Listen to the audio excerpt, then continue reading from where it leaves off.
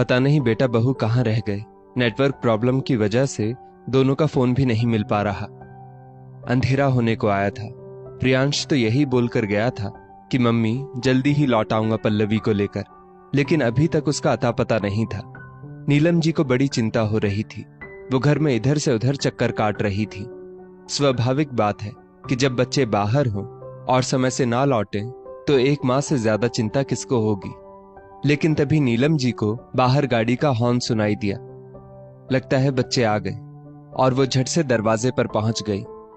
सही में प्रियांश और पल्लवी आ चुके थे। अरे पल्लवी बेटा, आ गए तुम लोग। आज तो बड़ी देर लगा दी तुम लोगों ने। मैं तो बहुत देर से तुम लोगों का इंतजार कर रही थी और शायद नेटवर्क की वजह से तुम दोनों का मोबाइल भी नॉट रीचेबल आ रहा था। बड़ी चिंता हो रही थी, जबकि प्रियांश तो जल्दी ही आने का बोलकर गया था। इतनी देर से मन में उल्टे सीधे ख्याल आ जा रहे थे। नीलम जी ने बेटे बहू प्रियांश और पल्लवी से घर के अंदर आते ही पूछा, हाँ मम्मी, आज कुछ ज्यादा ही देर हो गई। ये है ना आपकी लाडली बहू रानी, सब कुछ इन्हीं के पीछे हुआ है। जल्दी मायके से आने का नाम ही नहीं ले रही थी। बड़ी मुश्किल से इनको लेकर आया हूं। नीलम जी के बेटे प्रियांश ने बहू पल्लवी से पहले ही तपाक से जवाब देते हुए कहा, क्योंकि पल्लवी इस समय कुछ दिनों के लिए मायके गई हुई थी और प्रियांश उसको वापस लाने के लिए गया था। खैर चलो कोई बात नहीं, क्योंकि बाहर भीतर आने जाने में देर सवेर तो लग ही जाती है। शुक्र है तुम लोग सही सलामत आ गए, वरना इतनी देर से मन में बड़े बुरे बुरे ख्याल आ रहे थे। तुम लोग फटाफट मुंह हाथ धो लो, मैंने खाना तैयार कर लिया है। सब लोग साथ में ही मिलकर खाते हैं। नीलम जी ने बेटे बहू से कहा, लेकिन फिर अगले ही पल अपनी बहू का मुरझाया हुआ चेहरा देखकर पूछ बैठी, पल्लवी बेटा जरा एक बात तो बताओ मुझको, आखिर तुम्हारा खिलखिलाता हुआ चेहरा इतना उतरा उतरा क्यों लग रहा है? क्या बात है बेटा, सब ठीक तो है ना वहां पर? नीलम जी ने बहू पल्लवी का उदास चेहरा देखकर पूछा, क्योंकि पल्लवी सचमुच बहुत ज्यादा उदास लग रही थी। आंखें भी थोड़ी लाल लाल और सूजी सूजी सी हो रही थी।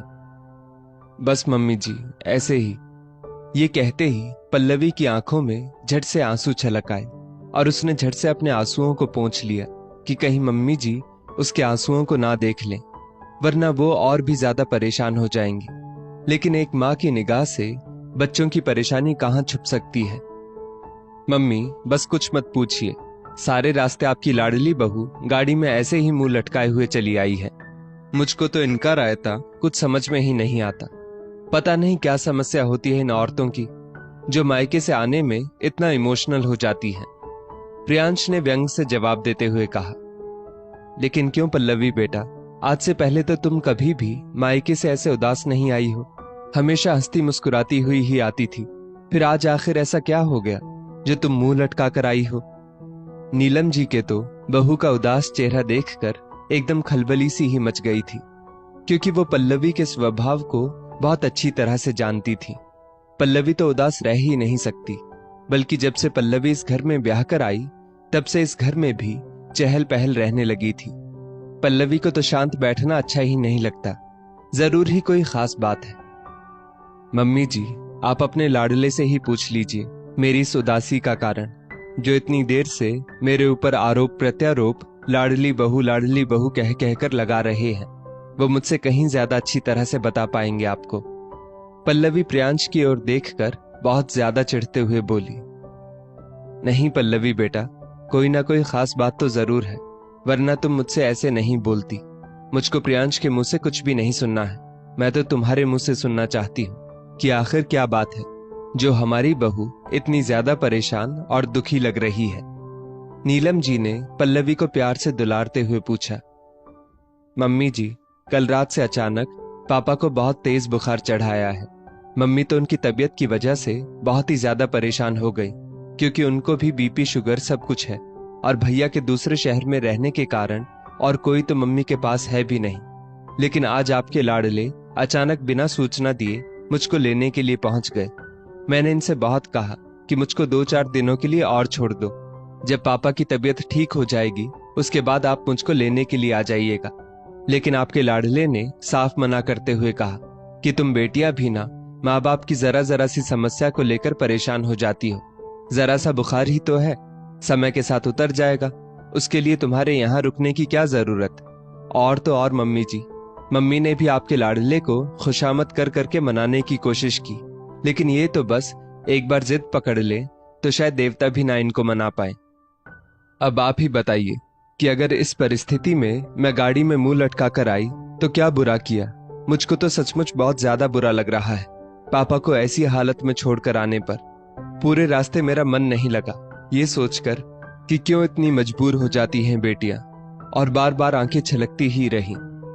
इतनी देर से पल्लवी की आंखों में रुके हुए आंसुओं का गुबार एकदम से नीलम जी का प्यार पाकर झरझराकर आंखों के ही रास्ते से बह निकला।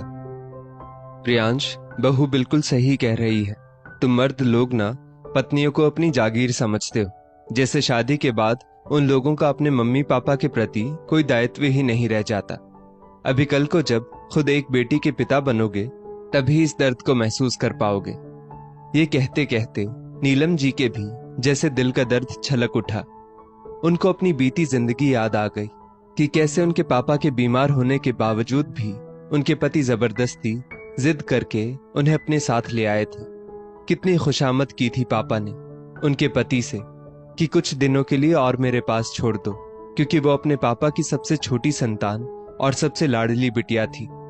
लेकिन वो मर्द ही क्या जो औरत का दर्द समझ सके, और उसके बाद तो वो अपने पापा का जिंदा मुंह नहीं देख सकी।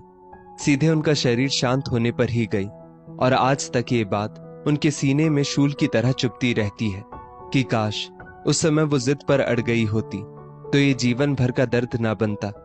लेकिन आज बेटा भी अपने बाप के नक्शे कदम पर चलने की हिमाकत करता नजर आ रहा है। उन्होंने मन ही मन सोचा कि बहू को वो ये दर्द बिल्कुल भी नहीं झेलने देंगी, बहू की भावनाओं को पूरा पूरा सम्मान करेंगी। और तभी फिर से तड़पती हुई नीलम जी की आवाज सुनाई पड़ी, प्रियांश, आइंदा फिर कभी ऐसी हरकत मत करना, क्योंकि कभी कभी इस तरह की जिद बहुत ही ज्यादा भयंकर पीड़ा दे जाती है, और वो पीड़ा आजीवन दुख देती रहती है। तुम कल के कल पल्लवी को उसके मायके छोड़कर आओ, और जब उसके पापा की तबीयत ठीक हो जाए तभी वापस लेकर आना। जो मेरे साथ हुआ वो बहू के साथ नहीं होगा। नीलम जी ने गुस्सा कर प्रियांश से कहा और पल्लवी को अपने कलेजे से लगाकर चिपका लिया।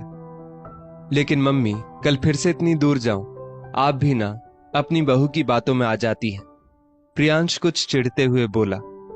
प्रियांश, जो मैं कह रही हूं वो सुनो। अपनी गाड़ी से 30-35 किलोमीटर की दूरी कोई ज्यादा मायने नहीं रखती। 1-2 घंटे में छोड़कर वापस आ जाओगे, और वापस भी क्यों जल्दी आना। 1-2 दिन तुम भी उन लोगों के पास रह जाओगे तो उन लोगों को बहुत अच्छा लगेगा, क्योंकि दामाद भी बेटा ही होता है।